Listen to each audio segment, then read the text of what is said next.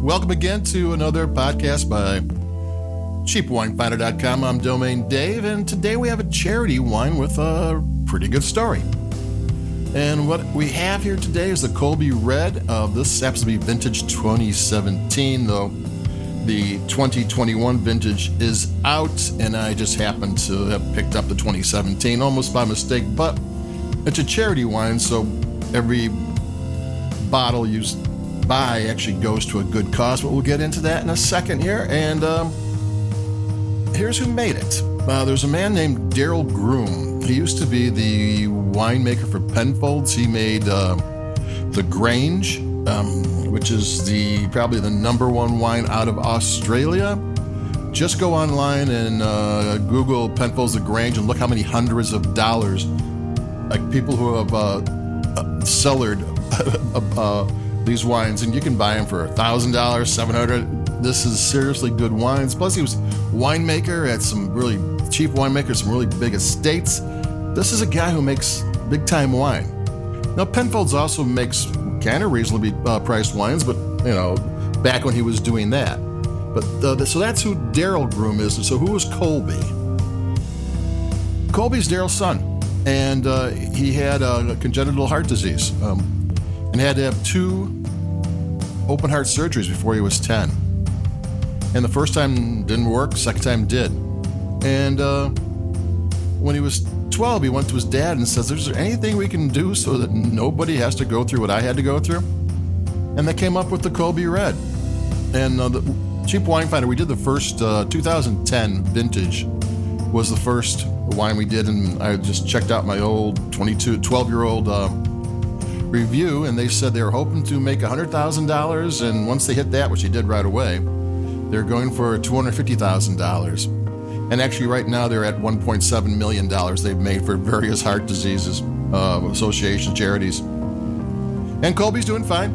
Colby is he's currently vice chair of the American Heart Association's Young People's Division. He's working with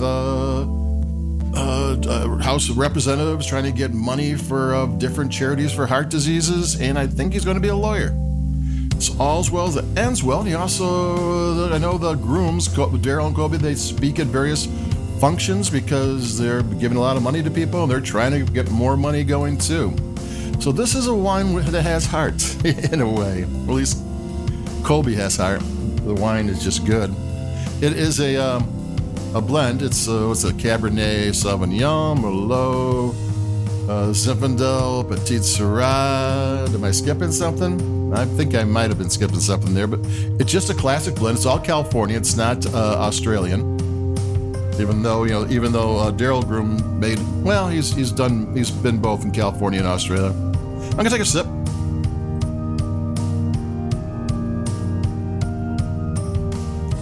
If you're looking for a quality red blend that is for a good cause, because I think they just keep enough money to keep the brand going, and the rest of it goes to charity.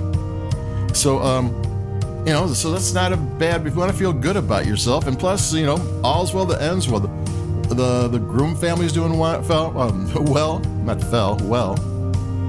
and the wine's doing well. It keeps on going. This is like I said, the 12th vintage of it, and it's still going strong. So I grabbed the 2017 bottle.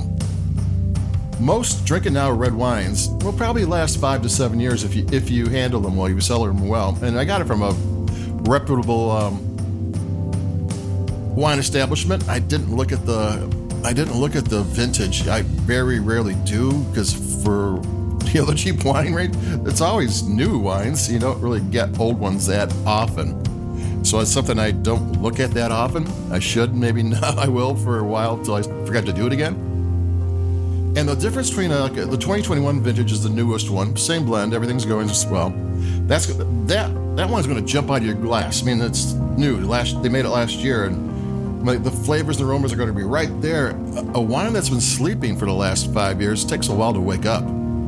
So one of those things when you open the bottle, like open at least an hour beforehand, and maybe pour the first glass an hour beforehand or whatever, and then you gotta swirl like crazy to try to wake the wine up, because it's something you don't really often have to do with inexpensive value-priced wines. because they're already ready to go. That's one of the good things about them. You don't have to, you don't have to get a decanter. You don't have to do all those kind of things that some wines need. They're more self-contained. I'm not going to take another sip.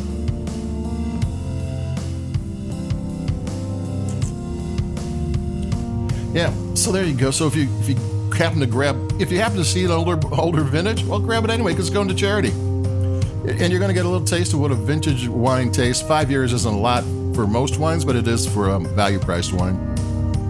But 2021 is even better. It's like the greatest hits of American red grapes, made by a winemaker who has made some of the finest, Australian wines there is to make, and plus other wines too. And plus Colby, who was dealt a bad hand of cards when he was a kid, and is now kicking butt. So there you go. This is a wine with the heart, Colby's heart, and it goes to charity, and it's a good red blend. I'm not going to go into how it tastes and what I like and don't like about it and all that type of thing, because it doesn't matter. Buy it anyway. I mean, if it tastes great, it's a great winemaker. I mean, the guy's got a great provenance to him. He's made some great wines at his time, and this is no exception. And here's another thing. Anybody who makes a wine named after a wife, a child, a grandmother, beloved grandmother, they're going to make the very best wine they possibly can at the price point. There's no way they're going to let that kid down. They put the name on it, the mother, the wife. It happens all the time. You see a wine named after a family member, it's going to be quality. So there you go. That's it for me, Domain Dave, cheapwinefinder.com. This is Colby Red Blend. And like us or you like your podcast. We'll talk to you in a couple of days. Keep it cheap. Adios. Over and out. Bye-bye.